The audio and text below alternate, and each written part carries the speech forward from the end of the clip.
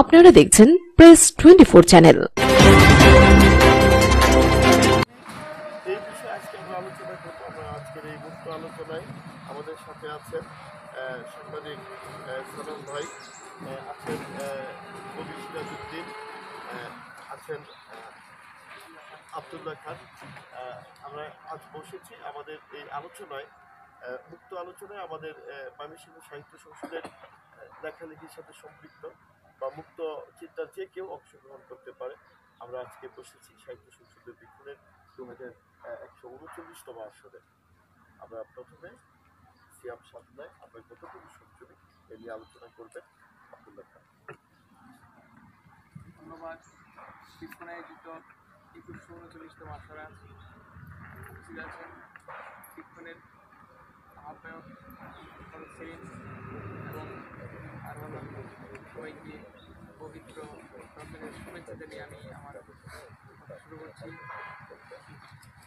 আজ 7ই রমজান 1446 হিজরি, রমজান মাস, 20টি রোজা মহান আল্লাহ তাআলা বাঙালি রমজানের জন্য ফরজ করেছেন। রমজান মাস মূলত আত্মশুদ্ধির মাস, নিজেকে পরিবর্তন করার মাস, নিজেকে পরিশুদ্ধ করার মাস, নিজেকে সংযমী করার মাস। এই রমজান মাসের মাধ্যমে আমরা নিজেকে পরিবর্তন করতে পারি, আমরা আত্মসংযম হতে পারি, আমরা নিয়মানুবর্তিতা শিক্ষণীয় বিষয় আছে এখানে। যেমন আমরা ইফতার এবং সেহরি রুটিন মাফিক সময়ের মাধ্যমে আমরা সেটা এছাড়াও দেখা যায় রমজান মাসে যারা সারা বছর নামাজ কম পড়েন বা পড়েন না, তারাও নামাজে অংশগ্রহণ করেন এবং রোজা রাখার চেষ্টা করেন, ইফতার এবং সেহরিতে সামিল হওয়ার চেষ্টা করেন। আজ 7ই রমজান জাহানের কাছ থেকে সপ্তম রমজান অতিবাহিত করছে। আমরা দেখা যায় যে রমজান মাস আসলে কিছু ভুল ত্রুটি লক্ষ্য করা যায়। যেমন আমাদের আমরা নিয়ম মেনে ইফতার এবং সেহরি গ্রহণ করি। ইফতারের সময় দেখা যায় যে অনেক আয়োজন হয় অনেক জায়গায়, দেখি প্রয়োজনের অতিরিক্ত ইফতার আয়োজন করে থাকেন। দেখা যায় ইফতার বাড়তি করে থাকে। আবার অন্যদিকে দেখা যায় গরিব দুঃস্থ যারা রয়েছে সমাজে, আমাদের আশেপাশে, তারা অনেকেই ইফতার গ্রহণ করতে পারেন না। তারা ইফতার খাবার যে আয়োজনটা তারা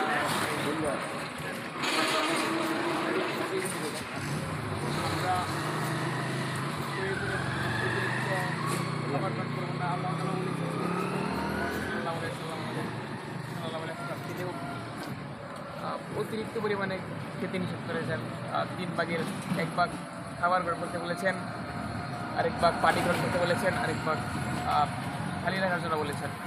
আমরা যদি এভাবে আমরা খাবার খাই, খাবার গ্রহণ করি, আমরা শারীরিকভাবেও সুস্থ থাকতে পারবো এবং মানসিকভাবেও সুস্থ থাকতে পারবো। আমি আমার সংক্ষিপ্ত আলোচনা ধন্যবাদ আব্দুল্লাহ খান। রমজান আমাদেরকে আত্মশুদ্ধির জায়গায় নিয়ে যায়। আমরা রমজানের যে তাৎপর্য, রমজানের যে সংযমের বিষয়টা, আমরা যদি চেষ্টা করি যে আমাদের মন থেকে, যে আমাদের সুন্দর চিন্তাকে, আমাদের আত্মত্যাগকে, আমরা সমাজের যে নানা দিক, নানা বঞ্চিত শোষিত মানুষের কথা চিন্তা করি, আমরা আমাদের আশেপাশের যে অসহায় মানুষের কথা চিন্তা করি, আমরা এতিম অসহায়ের মানুষের কথা চিন্তা করি, আমরা সকলের প্রতি যদি আমরা একটু সদয়শীল হই, আমরা যে অপব্যয় করি, আমরা দেখা যায় যে প্রতি রমজান কেন সারা বছরই আমরা যে একটা বিয়ে বার্ষিকী অনুষ্ঠানে গেলে আমরা দেখতে পাই, একটা বিবাহ উত্তর অনুষ্ঠানে গেলে দেখতে পাই যে পরিমাণের যে খাবার তারা অপচয় করে, এটা অবশ্যই দুঃখজনক বিষয়। এটা আমাদের নিপীড়িত অসহায় মানুষের মাঝে বন্টন করে দেওয়া দরকার। আমরা এই যে রমজানের মধ্যে আমরা শিখতে পাই যে আমরা যে 5 ওয়াক্ত নামাজ পড়ছি, আমরা সেহরি খাচ্ছি, আমরা যখন ইফতার খাচ্ছি, আমাদের ইফতারের জায়গাটায় আমরা যে পরিমাণের ব্যয় করা হয়, যে পরিমাণের আইটেম করা হয়, সেই পরিমাণের আইটেমের যে খাবার হয়, এবং এটা কিন্তু আমরা মিডিয়াতে প্রচারও করি। আমরা কিন্তু এই জায়গা থেকে আমাদেরকে ফিরে আসতে হবে। আমাদের দেখতে হবে যে আশেপাশের যে মানুষগুলো আছে, আমরা নিজেরা সংযমী হয়ে, আমরা নিজেরা কম খেয়ে অসহায় মানুষের পাশে আমাদেরকে দাঁড়াতে হবে। অনেক ইফতার করতে পারে না, সমাজের নানা শ্রেণীর মানুষ, একজন রিক্সাওয়ালার কথা ভাবেন, বা একজন ভ্যানওয়ালার কথা ভাবেন, বা একজন শ্রমজীবী শ্রমিকের কথা ভাবেন, একজন বালি শ্রমিকের কথা ভাবেন। তারা কিন্তু সারাদিন কাজ করে রমজানে রোজা রাখে, অনেকেই রোজা রেখে সারাদিন কাজ করে দেখা যায় যে সন্ধ্যার সময় যে 500 টাকা ইনকাম করে, এটা নিয়ে তেল নুন হলুদ মরিচ নিয়ে যখন বাড়িতে যায়, তখন শোনা যায় তার যে বাসার ভিতরে যে ছোটো বাচ্চাটা সে কিন্তু ইফতারি করতে পারে না। তারও কিন্তু মনে চায় যে ছোলা বুট, একটু শরবত, হ্যাঁ, একটু ফল দিয়ে তারা ইফতারি করবে। দেখা যায় যে আশেপাশ থেকে যে ধনী পরিবার থেকে যে পরিবারের সুখহার চলে আসে, রান্নার সুখহার চলে আসে, কিন্তু তারা সেটা সুখে। আমাদের মানুষ হতে হবে, আমাদের এগিয়ে আসতে হবে, আমাদের বুঝতে হবে যে সমাজের নানা কষ্টগুলো বুঝতে হবে, সামাজিক দৃশ্যগুলোকে অবলোকন করতে হবে। আসলে আমরা মানুষের পাশে দাঁড়াই, আমরা সংযমী হই। হ্যাঁ, আমরা এখন আমাদেরকে বলবেন যে আমাদের আজকের যে আমাদের কবি সিরাজউদ্দিনের কাছ থেকে আমরা শুনবো রমজানের যে সিয়াম সাধনায় আমরা কতটুকু সংযমী। কবি সিরাজউদ্দিন। আমি তো কথা বলে অভ্যাস নেই, আমি সংক্ষিপ্ত বলতে পারি। রোজা তো শুধু উপবাস না, সকাল থেকে সন্ধ্যা পর্যন্ত উপবাস। শুধু এইটাই না, রোজা মানসিক আত্মশুদ্ধি ব্যাপারে বলা হয়েছে অনেক। মানুষের দুঃখ কষ্ট এগুলো অনুভব করা দরকার। কেউ অনাহারি থাকলে তাকে খাওয়ানো দরকার। এইসব আর কি করতে যাচ্ছে এখানে। ধন্যবাদ। হ্যাঁ, সিরাজউদ্দিন ভাই, যে বিষয়টা হচ্ছে যে আমরা কতটুকু সিয়াম সাধনায় আমরা কতটুকু সংযমী, আমাদের এই সংযমের জায়গা থেকে, আত্মশুদ্ধির জায়গা থেকে আমরা আমরা যে দেখি যে রমজান মাস যখন চলে আসে আমরা তাহাজ্জুদ করি, আমরা নামাজ পড়ি। হ্যাঁ, বিষয় হচ্ছে যে পুরো রমজানটা কিন্তু চলে যায়, সুখে দুঃখে চলে যায়, মানুষ আল্লাহকে সন্তুষ্টি করার জন্য এই রমজানে সিয়াম সাধনা করে। আর সেই সিয়াম সাধনের সংযমের জায়গা থেকে মানুষ যখন অহংকারী হয়, মানুষের সেই অহংকারের জায়গা থেকে উঠে আসতে হবে। দেখবেন যে যখন আমরা নামাজে দাঁড়াই, আমরা যখন 5 ওয়াক্ত নামাজ পড়ি, নামাজে যে আগে যায় সেই কিন্তু প্রথম সারিতে দাঁড়ায়, এবং সেই কিন্তু নামাজ পড়ে, এখানে কোনো ব্যবধান নেই। কিন্তু দেখা যায় যে মানুষের কাছে অর্থ না থাকায় খাবার দাবায় মানুষের কিন্তু একটা পার্থক্য তৈরি হয়। দেখা যায় যে একটা ঈদ আসে, এমনও সামাজিকভাবে যে ঈদের যে আমাদের যারা ধনী পরিবার আছে, যারা ধনী আছে, আমরা কিন্তু ঠিকভাবে জাকাতটা দিই না। আমরা যদি আমাদের সেই জায়গা সংযমী হয়, আমরা যদি আমাদের সেই জাকাতের জায়গা থেকে আমাদের আশপাশের এলাকায় মনে করি যে আমার আশেপাশের এলাকায় যে আমাদের 40 পরিবার নিয়ে আমরা 5 জন ধনী মানুষ, আমরা যদি চেষ্টা করি পুরো রমজান মাসে তাদেরকে সেবা করতে পারি, নিজেরা সংযমী হতে পারি, নিজেরা কম খেতে পারি, আল্লাহ তাআলা বলছে যে আশেপাশের মানুষদেরকে আমাদেরকে দেখাশোনা আমাদেরও দায়িত্ব, সারা বছর দায়িত্ব।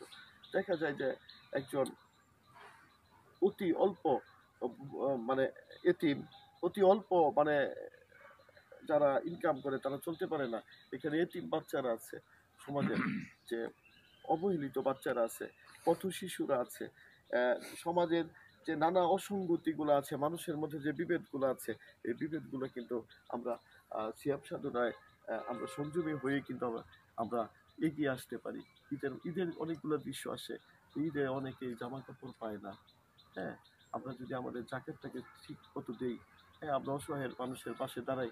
আমরা যদি মনে করি একজন মানুষকে প্রতিষ্ঠিত করব 500 টাকা 1000 টাকা দিয়ে নয়, একটা মানুষের ধনী মানুষের প্রতি যে পরিমাণের জাকাত নির্ধারিত হয়, সেই জাকাতটা যদি একটা অসহায় মানুষকে একটা ব্যবসা ধরায় দেওয়া হয়, হ্যাঁ, একটা মানুষকে যদি তার জীবনকে পরিবর্তন করে দেওয়া হয়, তাহলে সেটা তো অবশ্যই প্রশংসনীয়, আল্লাহর কাছে প্রশংসনীয়।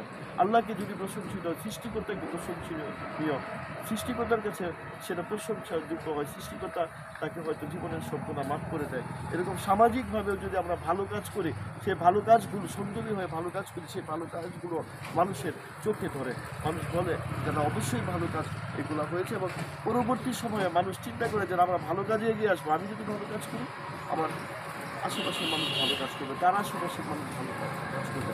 আমরা এই সমাজটাকে পরিবর্তন করি, আমরা মানুষের জন্য এগিয়ে যাই, আমরা নিপীড়িত মানুষের জন্য এগিয়ে যাই, যারা খাচ্ছে না তাদের মুখে খাবার তুলে দিই, সেটা কিন্তু আমাদেরই দায়িত্ব। আমরা বিক্ষণের আজকের এই সিয়াম সাধনায় আমরা কতটুকু সংযোগে সামান্য আলোচনার মধ্যে দিয়ে প্রথম পর্ব এখানে শেষ করবো। দ্বিতীয় পর্বে কবিতা, স্বরচিত কবিতায় চলে যাব। স্বরচিত কবিতা পড়বেন কবি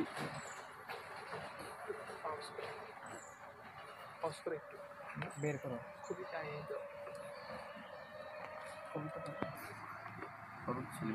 এটার বক্সটা খুলি না আর চাবিটা দিয়েছি ছুঁড়ে বহতা নদীর জলে, কেননা এখন ফিস ফিস শব্দ শুনি ওটার থেকে। এটার বক্সটা খুলে যতবার বাড়িয়েছে হাত, উঠে আসে ফনা তুলে কেউটের মতো দুঃসংবাদ। লেটার বক্সটা খুলে, লেটার বক্স দুঃসংবাদ দেবে না তা নয়, দিতে পারে দেয়, কিন্তু বারবার পুনরাবৃত্তির বিষাক্ত খোঁচায় খোঁচায় হৃৎপিণ্ডের ফলকে উত্তীর্ণ হয়ে গেছে উদ্যত সাপের প্রতিকৃতি। লেটার বক্সটা খুলি না। ধন্যবাদ সিরাজউদ্দিন। এখন আমরা কবিতা শুনবো মুরাদের কাছে, একটি কবিতা শুনবো, একটি কবিতা পড়েন আপনি। কবি মুরাদ হাসান, আপনি ধরেন।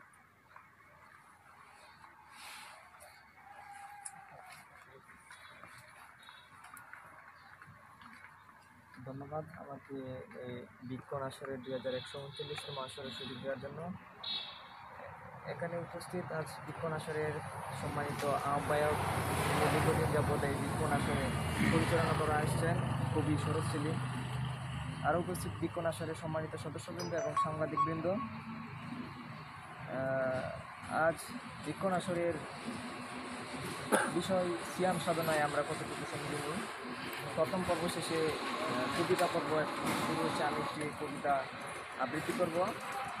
কবিতাটি কবি শরৎ সেলিমেরই, যিনি আজকের বিক্ষণ আসরের আহ্বায়ক, যিনি পরিচালনা করে আসছেন দীর্ঘদিন যাবৎ। তার একটি কবিতা নিয়ে আবৃত্তি করব।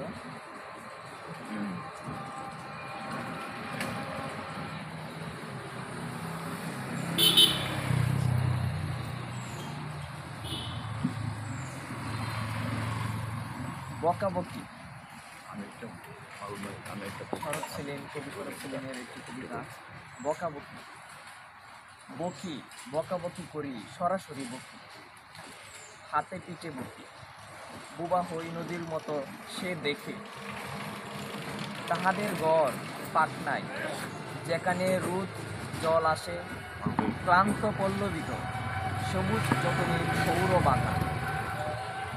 বকি বকের চর পাখিদের কান্না কিনি, বকি বকাবকি করি পাগলের মতো বকি। ধন্যবাদ। ধন্যবাদ মুরাদ হাসান। এখন আমি আমার আজকে আপনাদের সামনে আছি আমাদের এক সোনাম ভাই, সে একটি কবিতা পড়বেন, স্বরচিত সোনাম ভাই, রবি ঠাকুরের কবিতা, সাংবাদিক, বিশিষ্ট সাংবাদিক। ভাইয়ের পুরো নামটা সৈয়দ আলী ইমাম। সৈয়দ আলী ইমাম, ডাকনাম হচ্ছে সোনাম। ডাকনাম সোনাম। আমরা সোনামের ভাইয়ের কাছে কবিতা শুনবো। একটু কথা বলতে চাচ্ছি। অবশ্যই বলবেন, অবশ্যই বলবেন। ধন্যবাদ আমার প্রিয় শ্রদ্ধেয় সেলিম ভাই, বিশিষ্ট কবি, সাংবাদিক, সাহিত্যিক, না বললেই হয় না, হচ্ছে না। পাশাপাশি আমার অত্যন্ত কাছের মানুষ এবং প্রিয় মানুষ সাংবাদিক মারুফ ভাই আছেন, কবি, অন্যান্য কবিরা যারা এখানে উপস্থিত আছেন, সবাইকে অসংখ্য ধন্যবাদ। বিক্ষণ আসর 21-39 7ই মার্চ 2025 শুক্রবার সকাল 10:30। সিয়াম সাধনায় আমরা কতটুকু সংযমী হতে পেরেছি। বলেন, এটা ব্যাপারটা হচ্ছে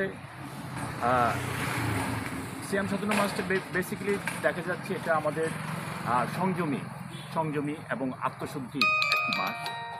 পাশাপাশি আমরা যেটা বলতে চাচ্ছি যে আমি টোটালি সেলিম ভাইয়ের সঙ্গে একমত পোষণ করছি, সেটা হচ্ছে যে আমরা ইফতারের ব্যাপারটা একটু বেসিক্যালি বলতে চাচ্ছি। সেটা হচ্ছে যে আমরা অনেক ঘনঘটা করে ইফতারের আয়োজন করে থাকি, বিভিন্নভাবে আমরা পোস্ট করছি, বিশাল অ্যারেঞ্জমেন্ট, অনেক ইফতার নষ্ট হচ্ছে, কিন্তু আমাদের এটি খেয়াল নেই যে আশেপাশে অসহায় দরিদ্র অনেক মানুষ যারা এতিম আছে এই ইফতার থেকে বঞ্চিত হচ্ছে।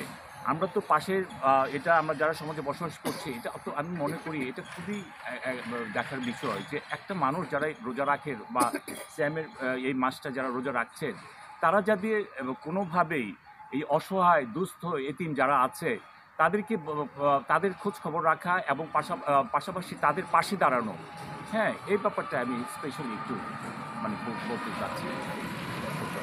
ধন্যবাদ। আপনার কি কবি রবি ঠাকুরের কবিতা দুটো বিশিষ্ট সাংবাদিক এবং সাহিত্য অনুরাগী আলী ইমাম সুনামের কবি। 1400 সাল, রবীন্দ্রনাথ ঠাকুর।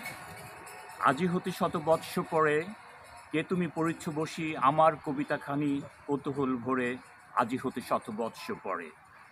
আজি নব বসন্তের প্রভাতের আনন্দের লেশ মাত্র ভাগ, আজিকার কোনো ফুল বিহঙ্গের কোনো গান, আজিকার কোনো রক্ত রাগ, অনুরাগে সিক্ত করি পারিব না পাঠাইতে তোমাদের করে, আজি হতে শত বৎস পরে।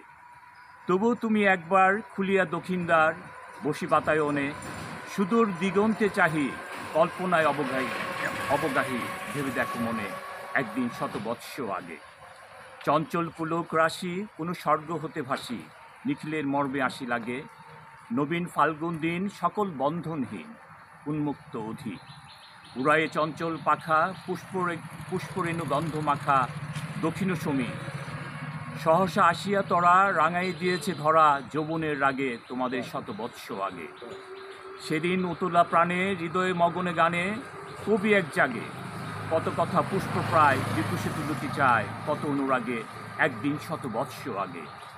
আজি হতে শত বৎস পরে এখন করেছে গান সে কোন নতুন কবি তোমাদের ঘরে, আজিকার বসন্তের আনন্দের অভিবাদন পাঠিয়ে দিলাম তার করে। আমার বসন্ত গান তোমার বসন্ত দিনে ধ্বনিত হোক ক্ষণতরে, হৃদয় স্পন্দনে তব ভ্রমর গুঞ্জনে নব পল্লব মর্মরে, আজি হতে শতবর্ষে আজি হতে শতবর্ষ পরে। কোনো ভুল ত্রুটি হয়ে থাকলে ক্ষমা করে। শুনলাম আলী ইমামের কণ্ঠে রবীন্দ্রনাথের কবিতা। আমি এখন আজকের 2139তম আসরের সমাপ্তি দেব এবং আমার কবিতার মধ্য থেকে, আমার স্বরচিত কবিতার মধ্য দিয়ে আমরা আজকে আসর সমাপ্তি করব। আগামী আসরে সকলকে আমন্ত্রণ। কবিতার শিরোনাম নারা। নারা দেখলেই নড়ে উঠি হাসি, নারা দেয় ফিরে যায় গ্রাম আর অন্থের ভেতর, এখনো কার্তিকে রোদ পাখি বাংলা সামনে ধুয়ে একটা সুন্দরী প্রশ্ন আঁকতে পারি সহসায়। মাঠ কোনো প্যান্ট পরা বালকের রিং চালানো দেখি, মাঠ কচি ধানের মুক্ততায় গ্রাম খুঁজি, গ্রামে যাই নারা এবং মাটির গন্ধ মাখি। আরেকটি কবিতা নীলকণ্ঠের হাসির বিলাপ। নীলকণ্ঠের হাসির বিলাপ নামে আমার প্রায় 42টি কবিতা লেখা হয়েছে। আমি 31 নম্বর সিরিজ থেকে একটু পাঠ করছি। নীলকণ্ঠে হাসির বিলাপ 31। মাঠগুলো খোলা ছিল কুই পাতা আর রঙিন সময়ের কাছে, মাঠগুলো খোলা ছিল কুই পাতা হাত আর রঙিন সময়ের কাছে। ঋণী হয়েছি বলেই যাপন ভয়াবহ কোনো কিছু জানান দিয়েছে। হাত পুরাতে পুরাতেই জীবন পবিত্র, এ যেন গভীর প্রণয়ে খেপে ওঠা ভয়ানক তাল লয়। সেতার বাজালেই যদি মৌনতা হয় মুগ্ধময়, তাতে কি সবুজ শস্যের ভেতর যতটুকু ততটুকু। তবে তাই হোক, উলঙ্গ জোছনা ফেলে যায়, চিরতা পান করে বারবার বলি বেঁচে আছি আমার ঔষধি। যেখানে কামের পূর্ণতা হাতছানি দিলে প্রেম আহত হয়, মায়ার বীরত্ব বাড়ে, ঘাস প্রেমময় হয় যদি প্রলুব্ধতা কমে যায়, যদি না অমরত্ব খোঁজা হয়। ধন্যবাদ সবাইকে। আমি একটা ছোট্ট কবিতা পড়ব। পড়েন। কবিতা পড়ছেন সিরাজউদ্দিন, কবি সিরাজউদ্দিন। ষটপদী কবিতা, নাম রাগিনীর গতিবিধি। রাগিনী তো বয়ে চলে সুরের বাহনে, সুর বয়ে চলে ধ্বনির তরঙ্গে ভেসে, ধ্বনি বেজে ওঠে কণ্ঠবীণার তারে, শ্রোতার অনুভূতির গভীরে জাগায় উচ্ছ্বসিত ছন্দময় এক ফল্গু ধারা। ভৈরবী, তুরবী, মালকোষ, বাগেশ্রী, মেঘমল্লা। এটা ভালো লাগছে না?